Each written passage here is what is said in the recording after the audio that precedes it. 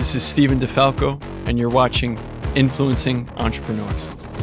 After years of teaching entrepreneurship and consulting business owners, I realized that true knowledge comes from the wins and losses of those entrepreneurs. These are the stories of those business leaders. I'm Casimir Ward, and this is Influencing Entrepreneurs.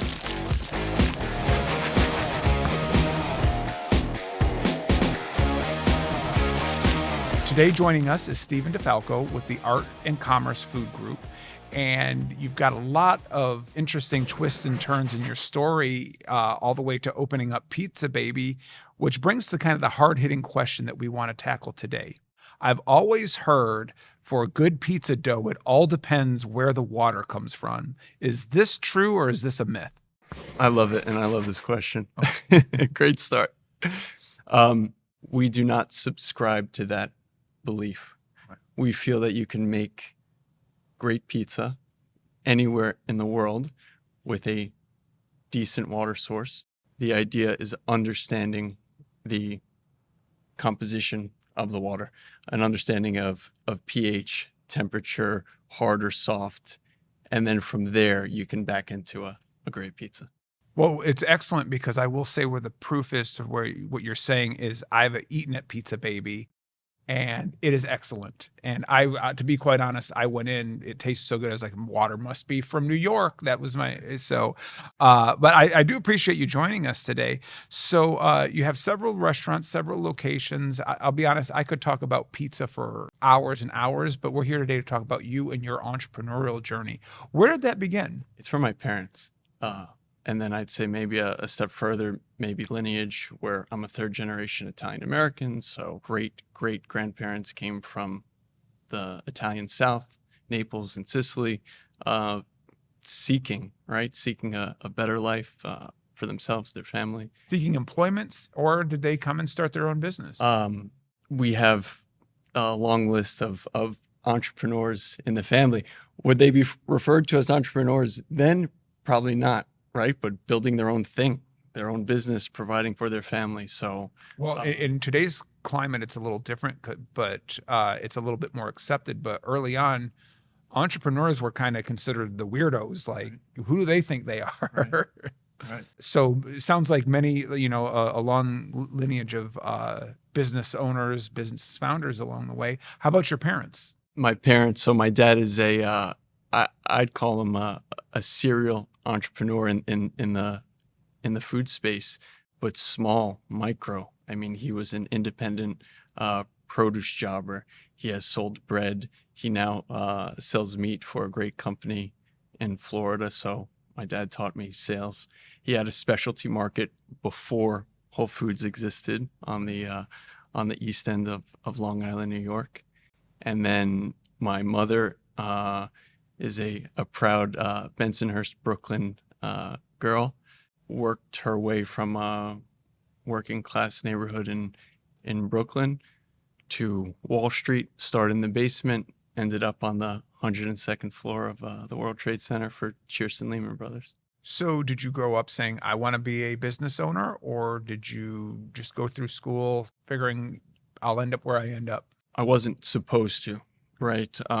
My parents worked so hard, sent me to very good schools. I think the common Italian American, or maybe you could even say immigrant mentality is we've worked like this so that you could go on and I've been hesitating to say this because I don't like to categorize work on any level, be it blue collar, white collar, whatever, one better than the other. But I think the intention was go be a doctor or a lawyer kind of thing, or an accountant. Which great fields, but I wanted to honor my ancestors, my family. Well, yeah, and to be fair, while we can, be cautious how we say that, we're all doing our best to give our children a better life than we had. So we all want that. So right. And I think it was very much my parents, right, trying to protect me, because my parents' story is not an easy one. Right, it's involved multiple moves between states. I saw that, but they kept going, and so also in the core of. So they're putting you on the path, putting you in the best schools to become a doctor, a lawyer, an accountant. Are you any of those things? No, I'm not. I did a brief stint on Capitol Hill. Was going to take the law school track, and I ended up volunteering while in D.C., while on Capitol Hill. I was working for a senator for Florida, and one day I ended up volunteering at a soup kitchen, and I found myself coring beautiful ripe red tomatoes. I still remember them, and it was that light bulb moment. I said, "Oh wow, this is what I need to be doing." Wow, and to be honest, to be working in Capitol Hill is, it's got to be exciting. It's got to be a boost to the ego. Like you're at a place where people are making a difference. You can make a difference, and ultimately making a huge difference in a soup kitchen.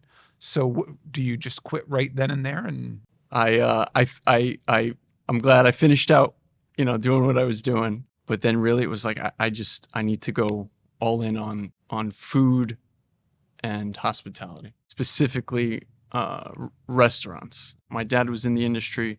My uncle is a successful restaurateur in Miami.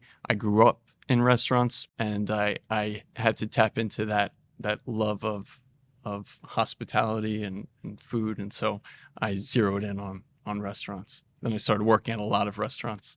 Then to get really serious, it became a one-way ticket to Italy to go back and reconnect and learn the Italian way of cooking and hospitality.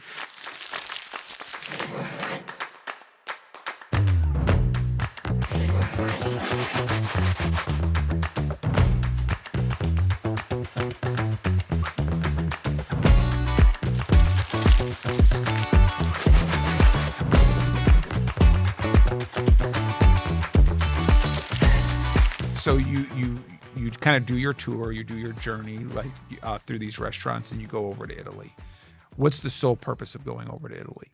Well, I read Danny Meyer's Setting the Table, and I read Restaurant Man by Joe Bastianich, and those great stories and many others, greats in the industry, at least in the States. The greats don't have a part of their story where they didn't go back to the original place of a cuisine. And for me, it's Italy. For Danny Meyer and Joe Bastianich, it was Italy. I was like, I got to go to Italy. I have to reconnect with my roots, my ancestors, and then I need to learn the Italian way of food and hospitality, specifically the Italian meal structure and the way Italians serve. They give up of themselves, whether in the home or in a business, the way they serve, even if it is a short, singular espresso, it's going to come with some really nice service. Okay, so explain that. So yeah, I mean, now I'm getting all worked up. Like this is, I'm getting hungry. And like, what are the differences? Because I'll be honest, I go to the restaurant, I order my food. I've been to good restaurants, I've been to bad, but where's the pizzazz that, now I want just an espresso, the way you described the delivery. I was going to say, I wish I had brought an espresso machine for us, Cass. You can make a nice espresso. Intense attention to detail in food and beverage pairings. The Italians have a lot of rules. Not to say that rigid is good, but they have these rules as a means to maximize your pleasure of the meal or the drink. If it's just that singular espresso, right? How long is the espresso? What is the proportion of coffee to water and the crema on top? Sugar or no sugar? So this detail, this ethos, and pairings. And then on the service and hospitality side, everything is served with deep care and intention to the product and the person being served. My uncle, the restaurateur, the Miami restaurateur, happened to be traveling with his family in Italy that same summer. We meet on the island of Capri. He's an established, successful restaurateur. I'm as green as they come. Probably need to start working and learning and grinding it out, I guess. And in so many words, he looked at me and he was like, "What are you gonna do? Why don't you come back and if you're serious about restaurants and you want to learn the true side of restaurants and what it takes, I'm in Miami. Let me know. I started waiting tables. I spent a little bit of time in the kitchen, then became a floor manager, then started learning operations. So I worked in just about all of the capacities, started wine buying, doing the wine program. So really started to learn wine. My entrepreneurial fire is on fire. And I was like, I need the next thing. You know what the formula is at this point. Correct. Okay. I need the next thing. I need the next deal. I need a new opportunity.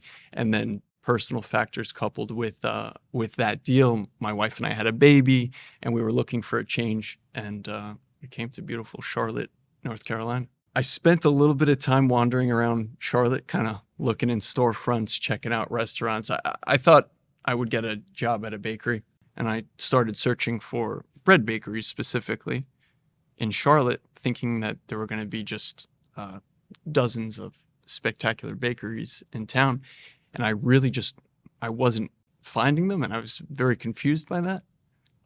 So I'm wandering around town, probably need to get the next thing going and figure it out. One Saturday, my wife's, probably have my head down at this point a little bit. My wife says, let's get out of the house. We go to Not Just Coffee at Atherton Mill, and I just about physically bump into Chef Trey Wilson. He's wearing the Flower Shop t-shirt, which has a bud of wheat prominently displayed in the logo. And we get to talking, our phones come out, we're showing each other pictures of bread. Long story short, we become partners and form Art Commerce Food Group and kind of put everything together. So what's the first venture you go into together? Pizza Baby. Yeah, Trey was dying to get a pizza concept going for town. He had used pizza to get Flower Shop, his restaurant on the backside of Parkwood Plaza, to survive, to get through the pandemic. Pizza Baby in Wesley Heights, Pizza Baby West on Thrift Road opens in August of 2023, just about a year ago now. Okay. And how's reception from it? Listen, you get reception from me is excellent. How is it opening? Because this is your first restaurant, correct? Yes. Yes. Yes. How does it go like from day one? I think from day one, pretty great. There are obvious challenges in opening a restaurant, opening anything, and you can plan and conceptualize and think about how it's going to go, but you never really know until you open the doors. Yeah, there are moments of saying like it's kind of I equate it to maybe throwing a party when you're younger and maybe socially questioning yourself a little bit. Is anybody going to show up? Yeah. Do they like it? Yeah. Do they like this? Do they like what we're serving? Do they like our food? Do they like our people? But it was a good start. We're well received.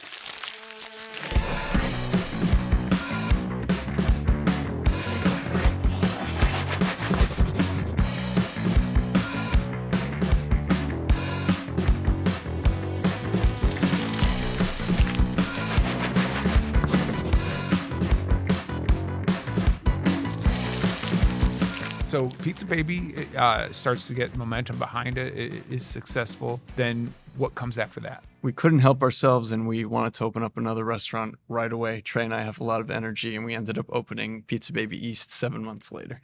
Was there a point where you're like, this is too early, this is too soon? No, it felt right. The space was next to Trey's former restaurant on Elizabeth Ave, and it came up. And we looked at it. The Bones, Trey has this great legacy on Elizabeth Avenue since 2007.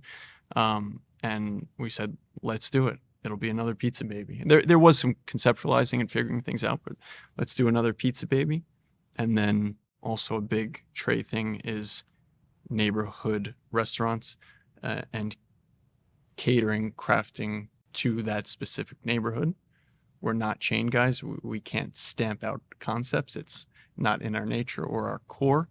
So we wanted to make another Pizza Baby crafted for the East Side. And so it turned into a Roman cafe and wine bar rendition of Pizza Baby. So from where you're at today, how do your parents feel? They're proud. This is the better life they wanted for you? Yeah. Yeah. What I'd like to wrap on is, they work so hard to provide that better life for you. You said education was number one. What was the one thing going through that path that you did not learn in the classroom? Grit is a big one. Grit? Yeah. Well, I was even thinking as I was asking the question, like just the hospitality you learned in Italy would be such a valuable asset to everyone, regardless of the profession. So we all have to work together. We're all, no matter what your career is, you're always serving someone else, even if it's just your family. I love it, and I think that's a significant tenet of what Danny Meyer in New York with Union Square Hospitality in his book. He calls it a business book, but it is teaching hospitality to all industries, really. Excellent. Well, Stephen, I really appreciate your time. I wish you much success in the future, and thank you for sharing your story. Cass, thank you so much. Thank you. Thanks for watching. To watch more episodes of Influencing Entrepreneurs, be sure to subscribe on YouTube at Nexagy Education.